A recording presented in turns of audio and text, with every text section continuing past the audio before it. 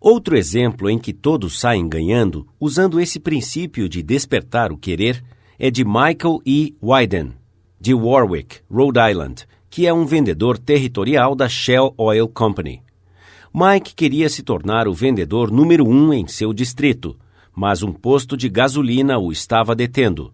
Era gerenciado por um senhor de idade, que não estava motivado a atualizar o seu posto.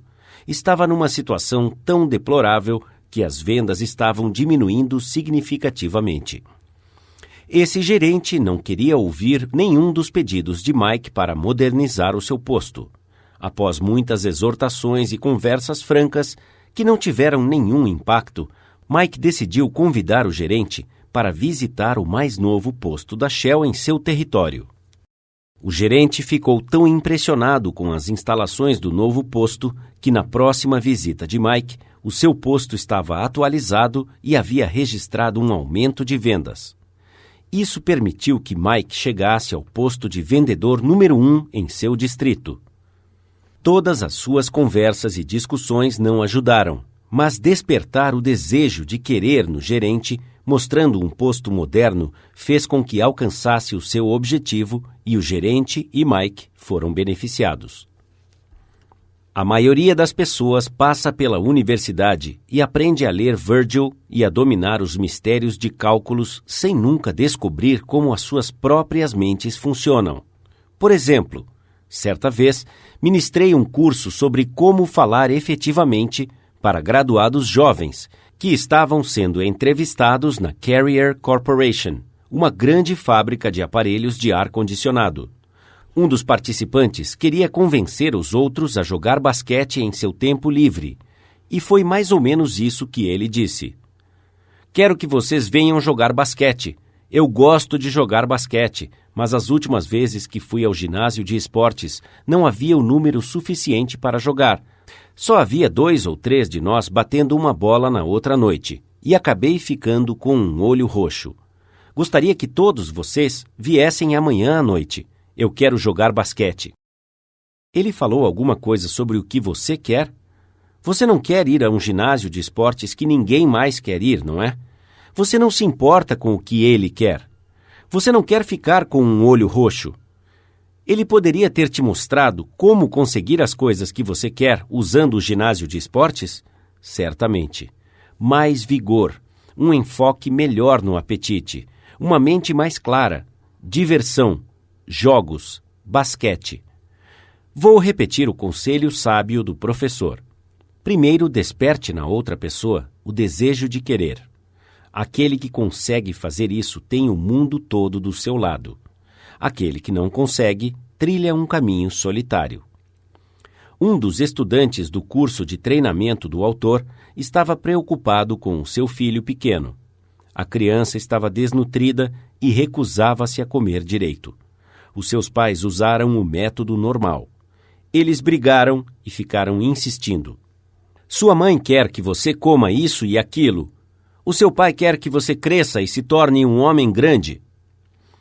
O menino prestou atenção a qualquer um desses pedidos, tanto quanto você presta a um grão de areia numa praia cheia de areia. Ninguém com um pingo de inteligência esperaria que uma criança de 3 anos reagisse ao ponto de vista de um pai de 30 anos. Mas isso era exatamente o que o pai esperava. Era um absurdo. Ele finalmente enxergou isso e disse a si mesmo: o que é que o menino quer? Como posso combinar aquilo que eu quero com aquilo que ele quer? Foi fácil ao pai quando ele começou a pensar nisso. O seu filho tinha um triciclo em que adorava andar para cima e para baixo na calçada, em frente da casa em Brooklyn.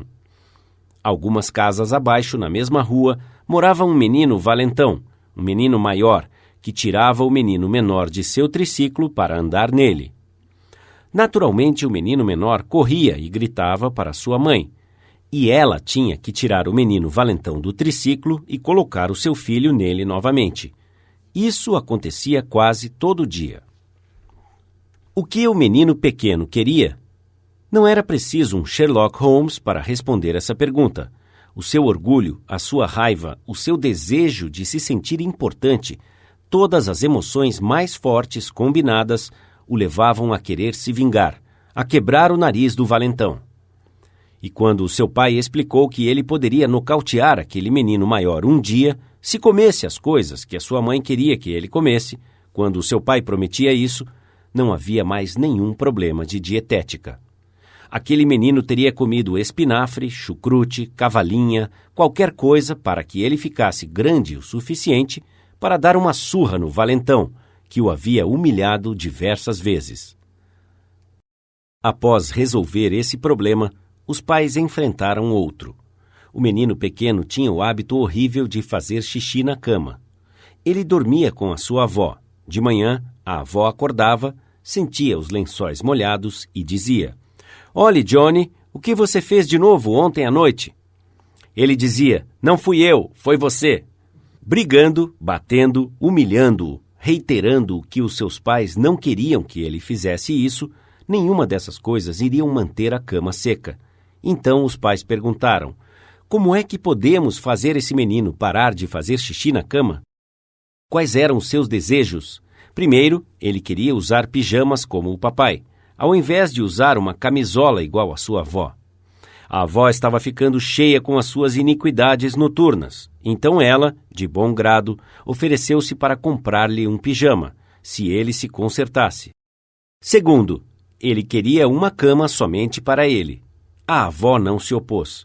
A sua mãe o levou a uma loja de departamentos em Brooklyn, piscou para a vendedora e disse: "Aqui está um pequeno cavalheiro que gostaria de fazer compras." A vendedora o fez sentir-se importante, dizendo: "Meu caro jovem, o que gostaria de ver?" Ele se esticou um pouco para parecer mais alto e disse: "Gostaria de comprar uma cama para mim." Quando ela mostrou a ele a cama que a mãe queria comprar, ela piscou à vendedora e o menino foi persuadido a comprá-la. A cama foi entregue no dia seguinte, e naquela noite, quando o pai chegou em casa, o menino correu para a porta gritando: "Papai, papai, sobe aqui e veja a cama que eu comprei." O pai, olhando para a cama, obedeceu à imposição de Charles Schwab. Ele foi sincero em sua aprovação e generoso em seu elogio. "Você não vai fazer xixi nesta cama, vai?" disse o pai. Não, eu não vou fazer xixi nesta cama." O menino cumpriu a sua promessa porque o seu orgulho estava em jogo, isto é, a sua cama. Ele, e somente ele, a havia comprado. E ele estava usando pijama como um homenzinho. Ele queria agir como homem. E fez exatamente isso.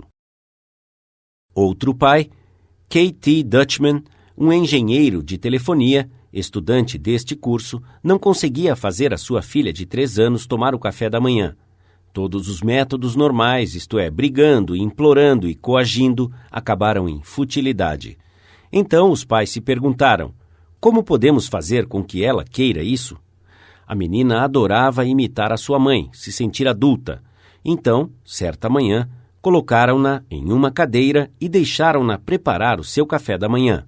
No momento psicológico exato, o pai entrou na cozinha, enquanto ela misturava o cereal, e ela disse: "Olhe, papai, estou fazendo o cereal esta manhã." Ela comeu 2 pratadas do cereal sem nenhuma coação, porque ela estava interessada nisso. Ela foi responsável por se sentir importante. Ela havia encontrado uma forma de expressar-se fazendo o cereal, isto é, a autoexpressão. William Winter disse certa vez que a autoexpressão é uma necessidade dominante da natureza humana. Por que não podemos adaptar essa mesma psicologia aos negócios? Quando temos uma ideia brilhante, ao invés de fazer os outros pensarem que é nossa, por que não deixá-los cozinhar e mexer a ideia? Então eles irão considerá-la como se fosse deles. Irão gostar dela e talvez comam algumas pratadas dela. Lembre-se, primeiro desperte na outra pessoa o desejo de querer. Aquele que consegue fazer isso terá o mundo todo do seu lado. Aquele que não consegue deve trilhar um caminho solitário. Princípio 3. Desperte na outra pessoa o desejo de querer. Resumindo, técnicas fundamentais sobre como lidar com as pessoas. Princípio 1. Não critique, condene ou reclame. Princípio 2. Demonstre uma apreciação honesta e sincera. Princípio 3. Desperte na outra pessoa o desejo de querer.